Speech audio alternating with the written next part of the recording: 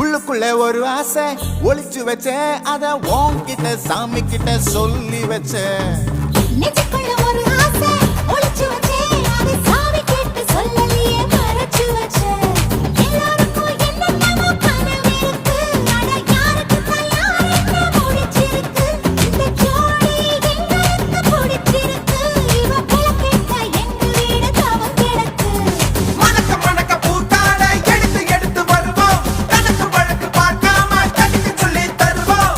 ஆடுவோம் பாடுவோம் கொண்டாடுவோம் கூடுவோம்